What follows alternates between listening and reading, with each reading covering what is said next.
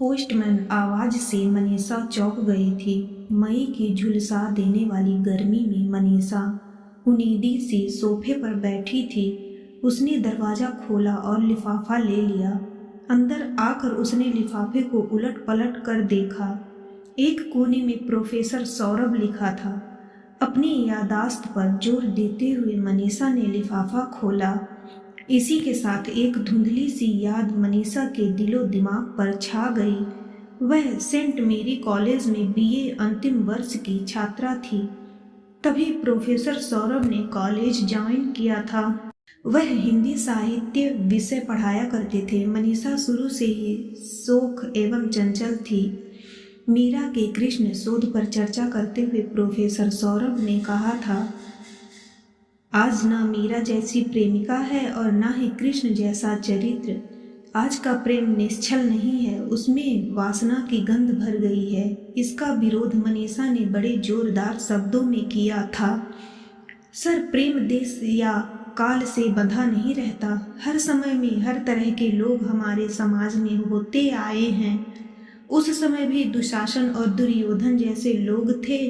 मनीषा की बात से प्रोफेसर सौरभ और क्लास के लोग में स्तंभता छा गई थी। इसके बाद यदा कदा प्रोफेसर सौरभ मनीषा से मिलने का बहाना ढूंढते रहते।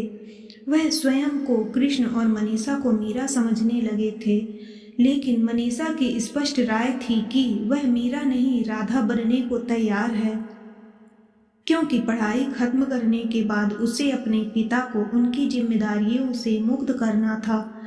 इसी तरह उधेड़ बुन चलती रही और मनीषा की शादी मयंक से हो गई, जो एक कंपनी में मैनेजर था।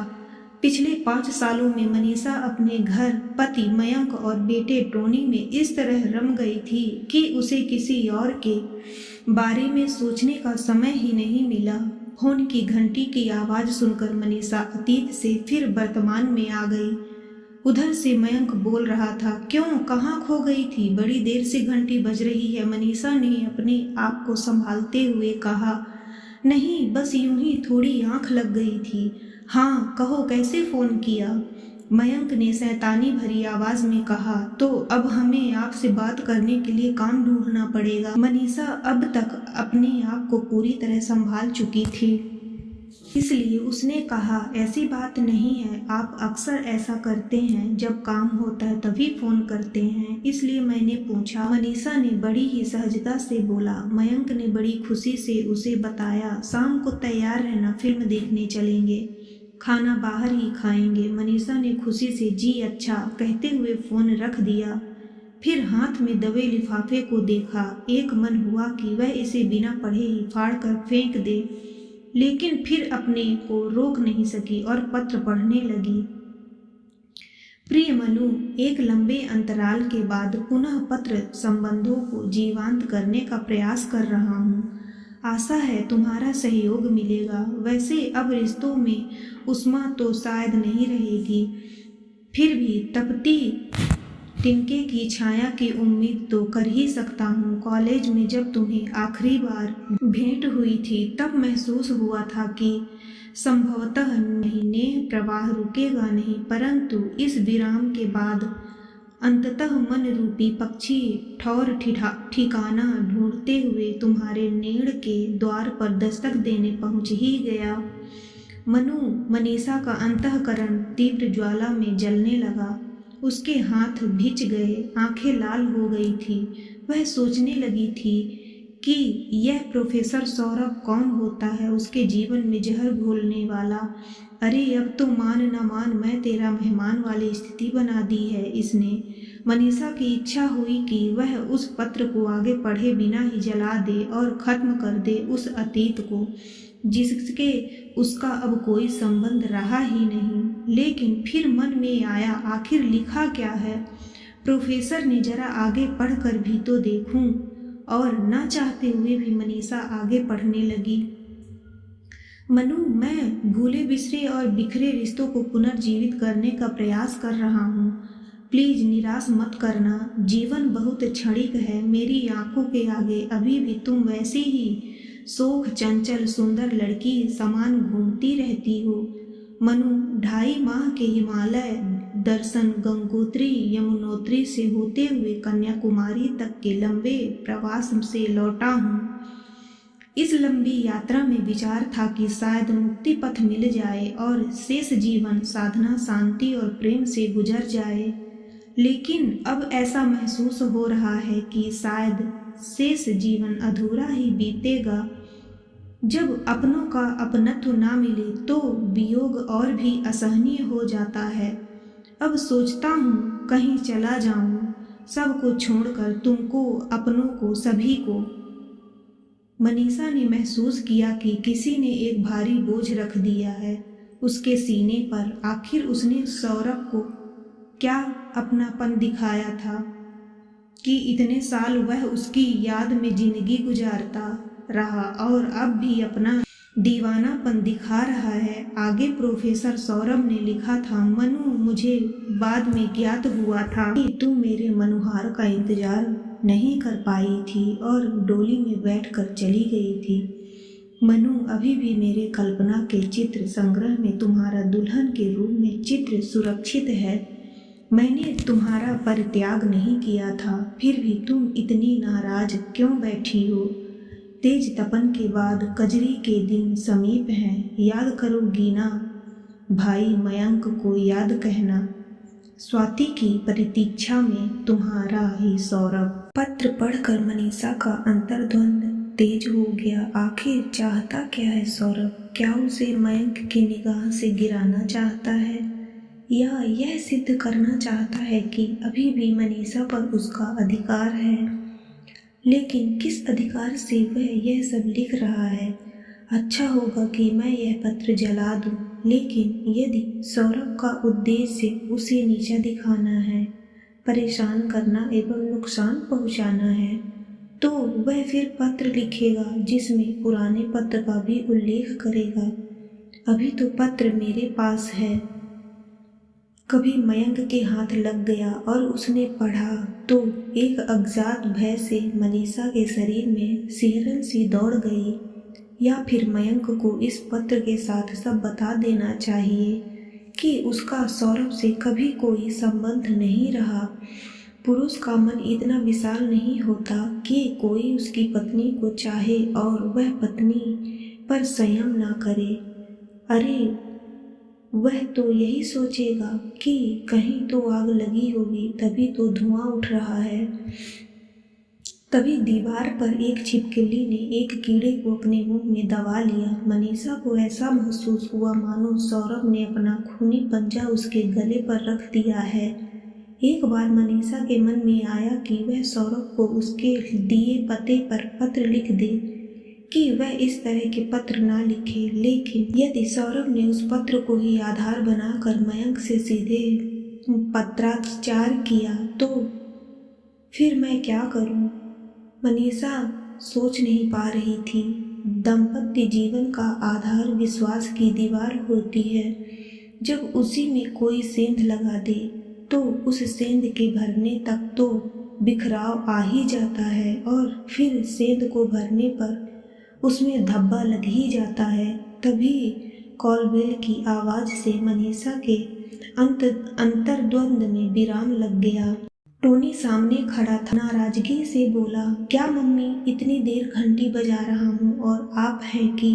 मनीषा ने कहा, बेटे, यूं ही आंख लग गई थी और वह टोनी के कपड़े बदल कर नाश्ता बनाने चली गई। इसी सब में कब 5 बज गए मनीषा को पता ही नहीं चला। मयंक के आते ही कहा, अरे, अभी तक तुम तैयार नहीं हुई? मनीषा ने बेमन से कहा, अभी तैयार हो जाती हूँ।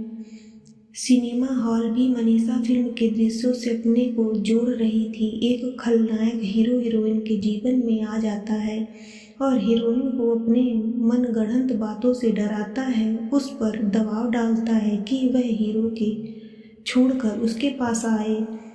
जब वह नहीं जाती तो वह हीरो को गुमराह करता है और हीरो हीरोइन पर शक करने लगता है। इस तरह उनका सुखी जीवन बिखर जाता है। वापस लौटते हुए मनीषा ने मयंक को टटोलने के अंदाज से पूछा, फिल्म में जिस तरह खलनायक को दिखाया गया था, ऐसा वास्तविक जीवन में हो सकता है क्या?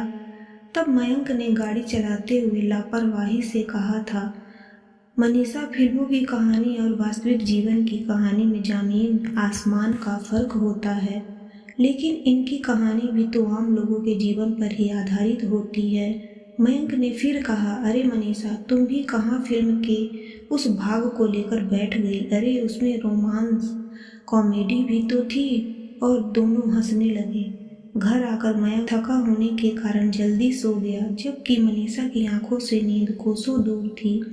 सुबह सैंडविच बनाते समय मनीषा की आंखें जल रही थी, मन व्याकुल सा था। सिर भारी, बड़ी मुश्किल से सैंडविच बना सकी थी, इसलिए सैंडविच जल गए थे। तभी टोनी ने टोका, आज तो मम्मी ने वैसे ही सैंडविच बनाए हैं पापा, जैसे शादी के बाद पहली बार बनाए होंगे। टोनी के बात से सभी हंस दिए।